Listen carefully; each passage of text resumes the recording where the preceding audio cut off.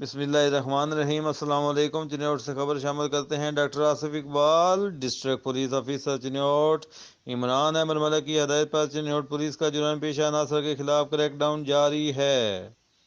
Chiniot police نے گزشتہ 24 گھنٹوں کے دوران کارروائیاں کرتے ہوئے 15 ملزمان کو گرفتار کر لیا۔ مجرمان اشتہاریوں کے خلاف کریک ڈاؤن کرتے ہوئے 2 مجرمان اشتہاریوں 2 عدالتی مفروران کو گرفتار کر لیا گیا۔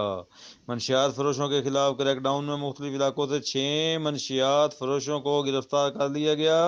منشیات فروشوں کے قبضے سے 4 کلو گرام سے زائد چرس، 70 لیٹر سے زائد شراب برآمد کر لی گئی۔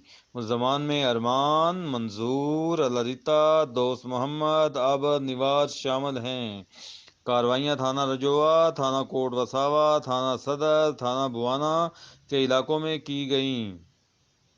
مختلف علاقوں سے ناجائز اسلحہ کی نمائش کرنے پر 3 ملزمان کو گرفتار کر لیا گیا۔